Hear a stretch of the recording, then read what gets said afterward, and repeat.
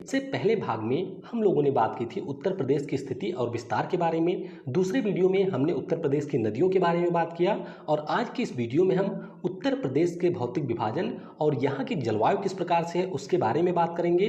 और वीडियो के लास्ट में इस टॉपिक से जो भी प्रश्न पूछे जा सकते हैं या पूछे गए हैं उन प्रश्नों को भी डिस्कस करेंगे। तो वीडियो अगर आपको पसंद आता है तो वीडियो को लाइक करें।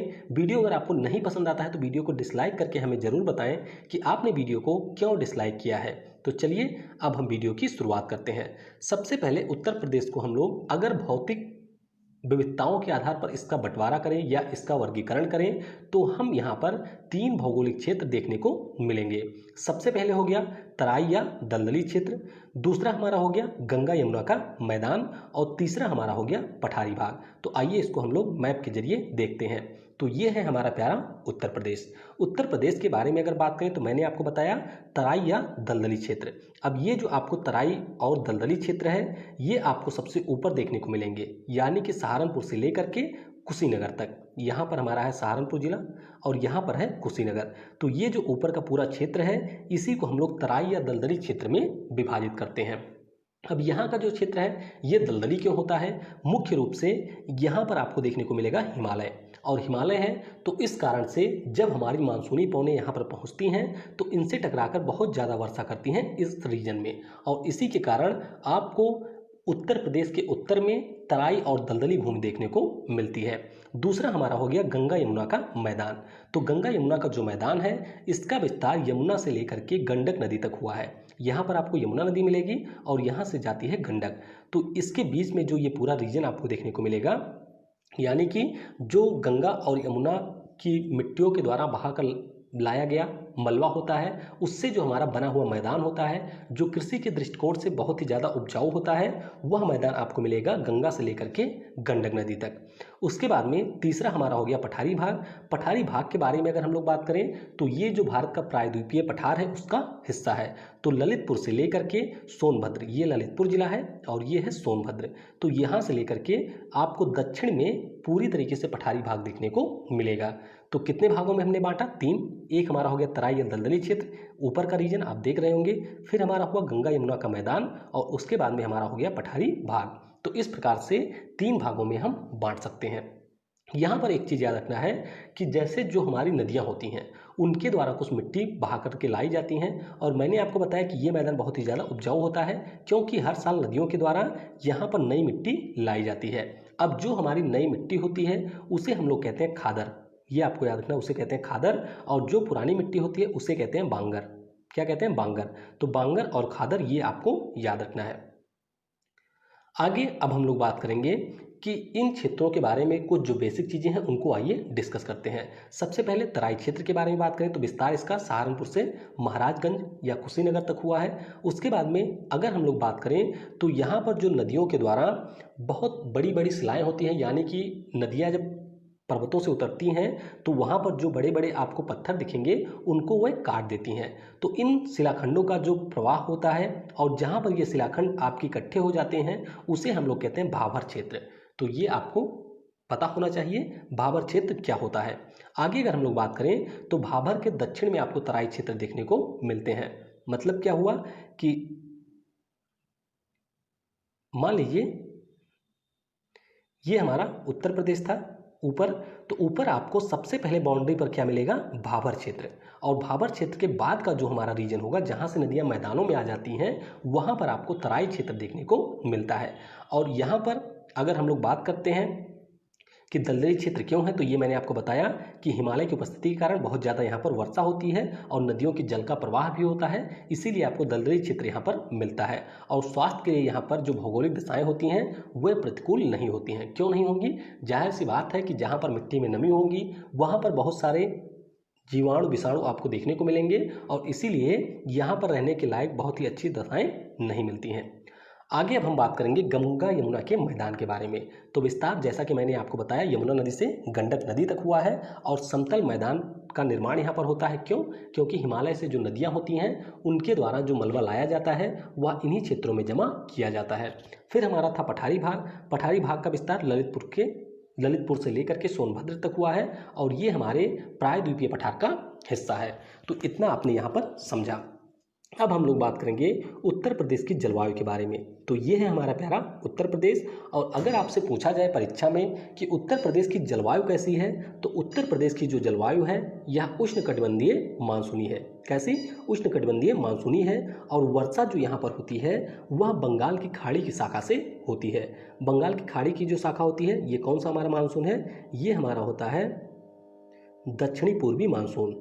भारत में सर्वाधिक वर्षा दक्षिणी पश्चिमी से होती है, लेकिन उत्तर प्रदेश में सर्वाधिक वर्षा दक्षिणी पूर्वी मानसून से होती है। और इस प्रकार से मानसून की जो हमारी शाखाएं हैं ये इंटर करती हैं पूरब से उत्तर प्रदेश में और वर्षा करती हैं पूरे उत्तर प्रदेश में। तो सबसे ज़्यादा वर्षा उत्तर प्रदेश में कहाँ पर होती है? सबसे ज़्यादा होती है गोरखपुर में। और अगर आपसे पूछा जाए सबसे कम वर्षा कहाँ होती है, तो सबसे कम वर्षा यहाँ पर होती है मथुरा में। तो ये आपको याद रखना है। मथुरा के बगल में है आगरा। आगरा में उत्तर प्रदेश में सर्वाधिक गर्मी होती है। यानी कि अगर ये पूछा जाए कि सबसे ज़्यादा गर्मी किस जिले में होती है, तो वो होती है आगरा में। और सोनभद्र आपको यहाँ पर देखने को मिलेगा। इसके अलावा गोरखपुर यहाँ है जहाँ पर सर्वाधिक वर्षा होती है। और जैसे जैसे हम बढ़ते हुए जाते हैं पूरब से पश्चिम की ओर, वैसे वैसे आपको वर्षा की मात्रा में कमी देखने को मिलेगी।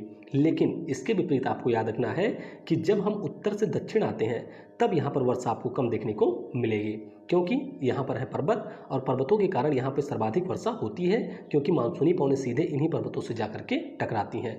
तो वर्षा का पैटर्न आपको याद रखना है कि अगर हम लोग पूरब से पश्चिम जाएंगे तो वर्षा की जो मात्रा है वो घटेगी, और अगर हम लोग उत्तर से दक्षिण आएंगे तो भी वर्षा की मात्रा घटती है। और भारत में उत्तर प्रदेश में सर्वाधिक दलदली भूमि आपको सोनभद्र में मिलती है। कहाँ पर? सोनभद्र में सबसे ज़्यादा दलदली भूमि आपको मिलती है।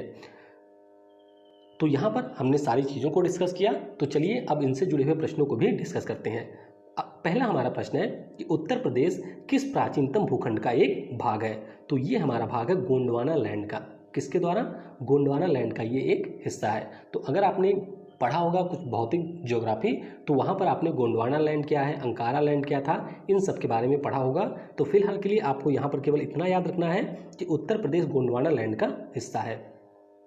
आगे हम बात करेंगे उत्तर प्रदेश को कितने भौतिक भागों में विभाजित किया जा सकता है? तो उत्तर प्रदेश को कुल मिलाकर के 3 भौतिक भागों में विभाजित किया जा सकता है। अगला प्रश्न है कि तराई क्षेत्र की भूमि किस प्रकार की होती है? तो तराई क्षेत्र की जो भूमि होती है वो आपको समतल भी देखने को मिलेगी, नम भी होती है, दलदली भी होती है, यानी कि ये सारी क्वालिटी उसमें देखने को मिलती हैं। इसीलिए ऑप्शन डी यहाँ पर करेक्ट होगा। अगला प्रश्न है कि गंगा यमुना मैदान में प्राचीन कॉप निक्षेपों को क्या कहा जाता है? यानी कि जो पुरानी मिट्टियां होती हैं उन्हें क्या कहा जाता है? तो ये मैंने आपको बताया कि इन्हें हम लोग भांगर कहते हैं। और आप इसको भंगार वाले से रिलेट कर सकते हैं, क्योंकि भंगार वाला जो होता है वो पुरानी चीज़ों को लेकर के जाता है। तो इससे आप रिलेट कर सकते हैं कि भांगर जो होता है वो पुरानी मिट्टी होती है। अगला प्रश्न है कि गंगा यमुना मैदान में जो नवीनतम हमारी मिट्टियां होती हैं यहाँ पर हम लोग कहते हैं खादर। खादर नवीनतम है, भांगर पुरानी है। अगला प्रश्न है कि उत्तर प्रदेश की जलवायु कैसी है? तो उत्तर प्रदेश की जलवायु उष्णकटिबंधीय मानसूनी है। तो यहाँ पर ऑप्शन सी करेक्ट होगा। अगला प्रश्न है कि ग्रीष्म ऋतु में उत्तर प्रदेश का जो औसत तापमान है ये कितना होता है? तो ग्रीष्म ऋतु के बारे में अगर हम बात करें तो इसमें उत्तर प्रदेश का जो औसत तापमान होता है यह 36 से लेकर के 39 डिग्री सेल्सियस होता है। तो ऑप्शन सी यहाँ पर करेक्ट होगा। अगला प्रश्न है कि निम्नलिखित में से किस जिले में सर्वाधिक गर्मी पड़ती है? तो उत्तर प्रदेश में जो आगरा जिला है वहां पर आपको सबसे ज्यादा गर्मी देखने को मिलेगी। अगला हमारा प्रश्न है कि उत्तर प्रदेश के किस जिले में सर्वाधिक वर्षा होती है? तो सर्वाधिक वर्षा जैसा कि मैंने आपको बताया ये पूर्व का एक जो जिला है गोरखपुर उसमें होती है। अगला प्रश्न है कि उत्तर प्रदेश के किस जिले में सबसे कम वर्षा होती है? तो उत्तर प्रदेश का जो जिला है मथुरा, मथुरा में सबसे कम वर्षा देखने को मिलती है। अगला हमारा प्रश्न है कि उत्तर प्रदेश में बंगाल की खाड़ी वाले मानसून को क्या कहते हैं? तो उत्तर प्रदेश में जो बंगाल की खाड़ी वाला मानसून होता है इसे हम लोग दक्षिणी पूर्वी मानसून कहते हैं, या इसे हम पूर्वा मानसून भी कहते हैं। तो दोनों नाम इसके लिए जाते हैं। यहाँ पर ऑप्शन ए करेक्ट होगा। अगला हमारा प्रश्न है कि उत्तर प्रदेश में सर्वाधिक वर्षा किस क्षेत्र में होती है? तो सबसे ज्यादा वर्षा मैंने आपको बताया कि ये जो हमारे पूर्वी मैदान का क्षेत्र है यहाँ पर होती है। तो ऑप्शन ए करेक्ट होगा। अगला प्रश्न है कि उत्तर प्रदेश में जैसे जैसे आप पूर्व से पश्चिम की ओर जाएंगे वैसे वैसे जो वर्षा की मात्रा है वो घटती जाती है। तो ऑप्शन ए करेक्ट होगा। आप पूर्व से पश्चिम जाएंगे तो भी घटेगी, आप उत्तर से दक्षिण जाएंगे तो भी ये घटती है। अगला हमारा प्रश्न है कि उत्तर प्रदेश में पश्चिमी विक्षोभ से कब वर्षा होती है? तो ये आपको याद रखना है कि जो हमारे उत्तर प्रदेश है, जो हमारा उत्तर प्रदेश है उसमें पश्चिमी विक्षोभ, जिसे हम लोग वेस्टर्न डिस्टर्बेंस कहते हैं, इसके माध्यम से जो वर्षा होती है वह मुख्य रूप से शीतकाल में होती है और ये रबी की फसलों के लिए बहुत ही ज़्यादा उपयोगी होती है। तो यहाँ पर ऑप्शन ए करेक्ट होगा।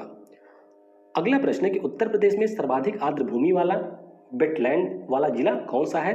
तो सर्वाधिक आर्द्र भूमि आपको मिलेगी सोनभद्र जिले में और सबसे कम बागपत और हाथरस में मिलेगी। तो यहाँ पर फिलहाल ऑप्शन ए करेक्ट होगा। तो इस तरीके से हम लोगों ने यहाँ पर सारी चीज़ों को डिस्कस किया। अगला जो हमारा वीडियो होगा उसमें हम लोग बात करेंगे उत्तर प्रदेश की खनिज संपदा के बारे में और उससे जुड़े हुए जो प्रश्न होंगे उनको भी हम डिस्कस करेंगे। तो इसी प्रकार से आगे के वीडियो भी 15 से 20 मिनट के ही होंगे और जब आप एक महीने में सारे वीडियो को एक बार कवर कर लेंगे तो आप देखेंगे कि उत्तर प्रदेश के बारे में आपके पास में बहुत सारी जानकारी इकट्ठा हो जाएगी।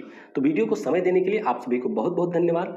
Thanks for listening. जय हिंद, जय भारत और सबसे जरूरी कि पढ़ेगा भारत तो बढ़ेगा भारत।